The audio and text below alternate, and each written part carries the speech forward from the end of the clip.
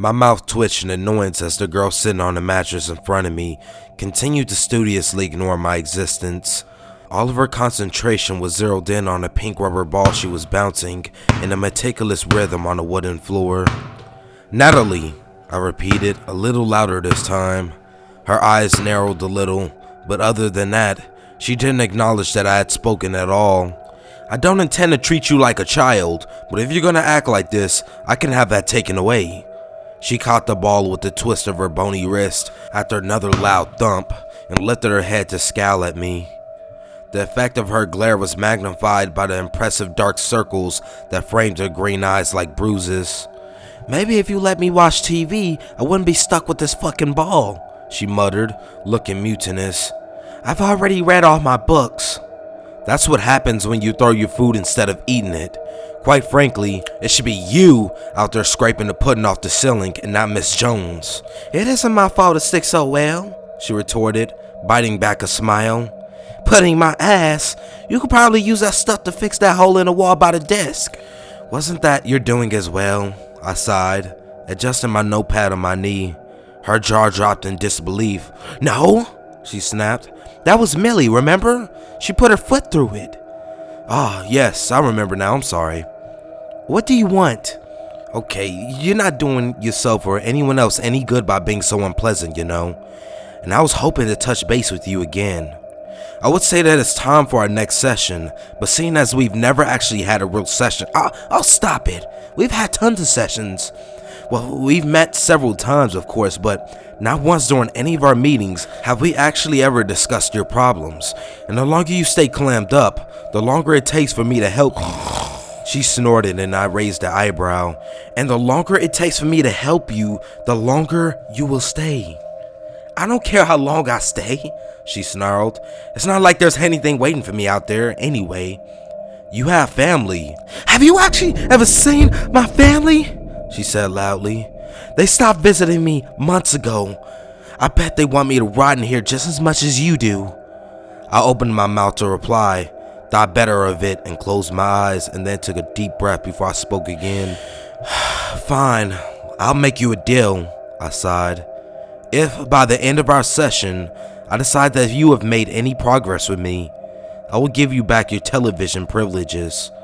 She regarded me distrustfully. "Are you bribing me?" she asked slowly. "Call it what you like." We sat there in a silent standoff for a few moments. Then she grimaced and looked up at the ceiling in exasperation. "Fine," she muttered. "Ask away."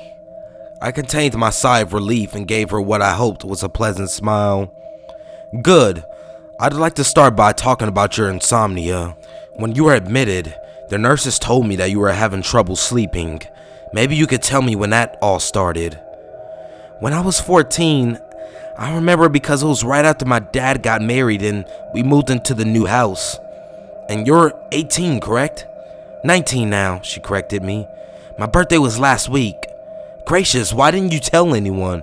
We could have given me an extra pudding, gee thanks." "Suit yourself. Well, why don't you start from there? Was it the house that kept you awake at night? New surroundings can be hard to adjust to."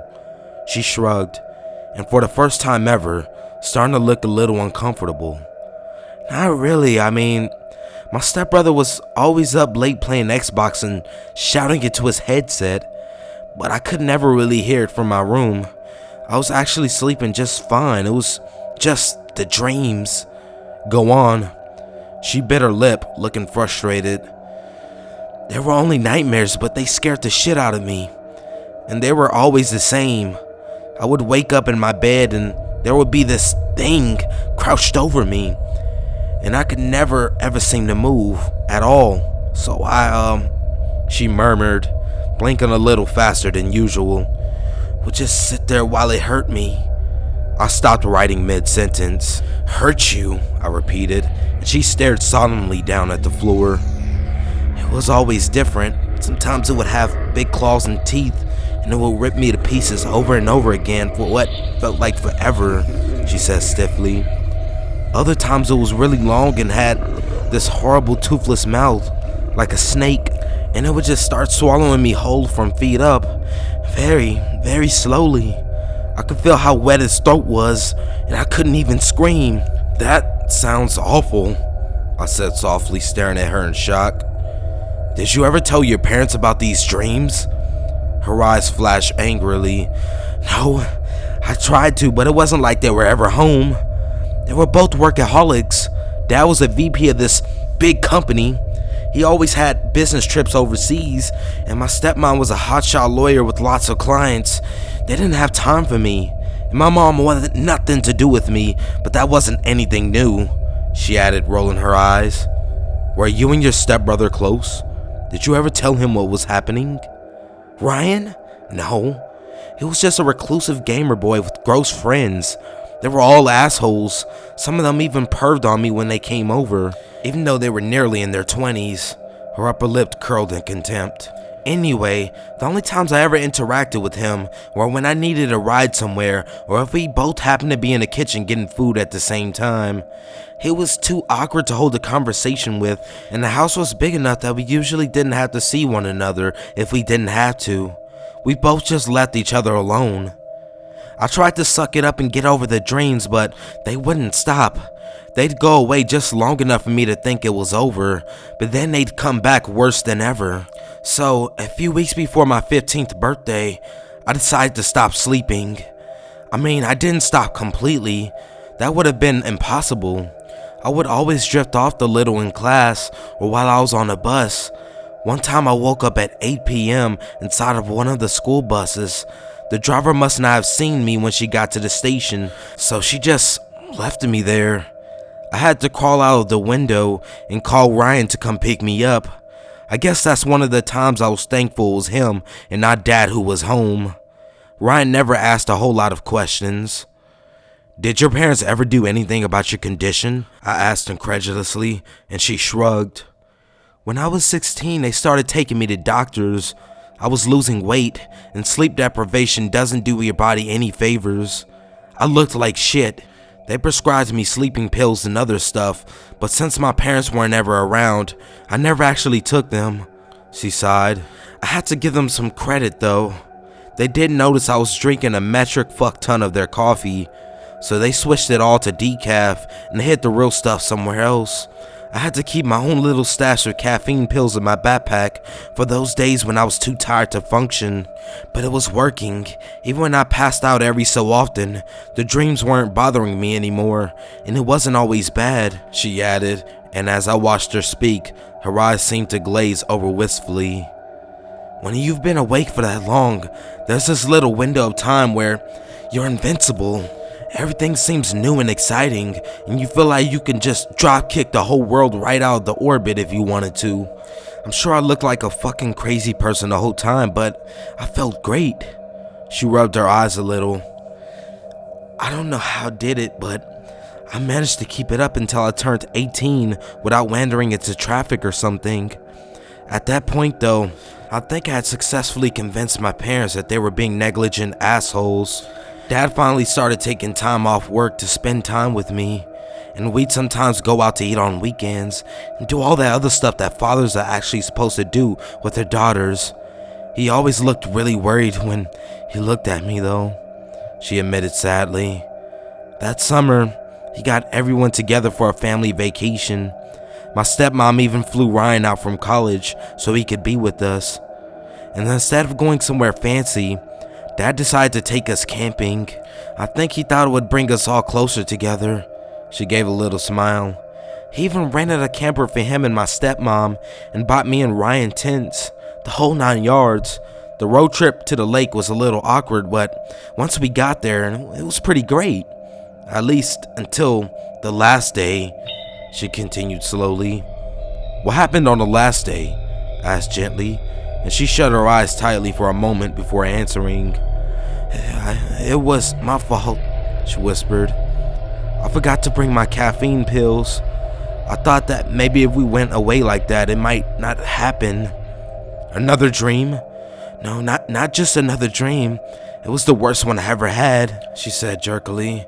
Her eyes were wide, and dread was draining the color from her face. It was that thing again. And this time it had 5 heads and 10 arms. And the heads were eating me. Like they always did. But the hands. A low whimper escaped her lips, and she buried her face in her hands. When she spoke again, there was a soft tremor in her voice. I can't talk about it. That's okay, I said hurriedly. You don't have to. Okay, she breathed. Okay, after I woke up the next morning, I didn't really want to talk to anyone while we packed everything up. I was just so done with all of it. I had been fighting that shit for 4 years, and I just realized that it was never going to go away. No matter what I did, the thing was always going to be there, waiting until I fell asleep.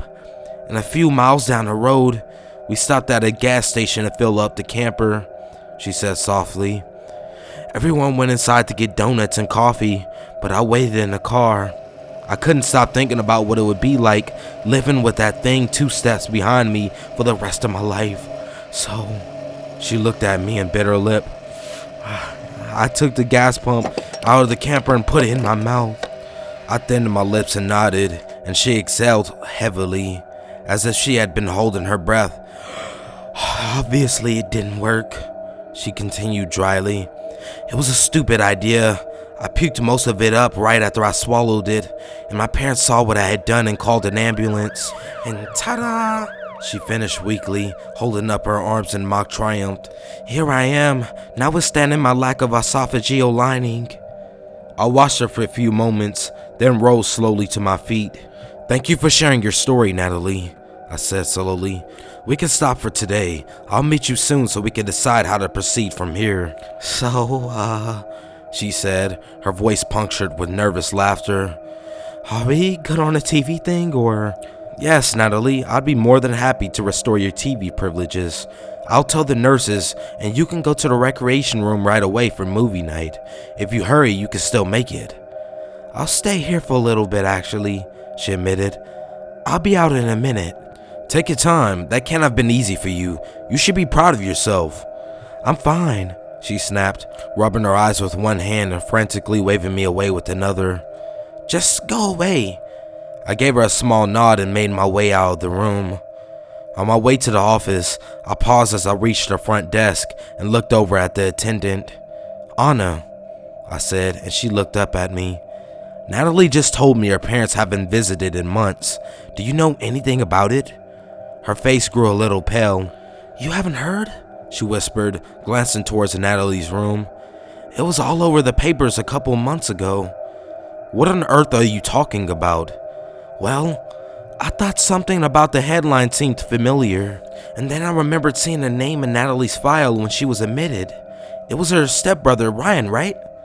More than a few underage girls came forward with rape allegations, and they found chloroform and Rohypnol in his dormitory. It's no wonder they haven't had time to visit. Hey guys, if you liked this video, please hit that thumbs up button, and please comment, subscribe, and definitely share. And also check out my new podcast on iTunes. It's called The Scarecast by Mad Mike. The link is in the description. And also please rate my podcast 5 stars and leave a nice review, so this way it can help us all grow. Thank you so much and have a happy new year.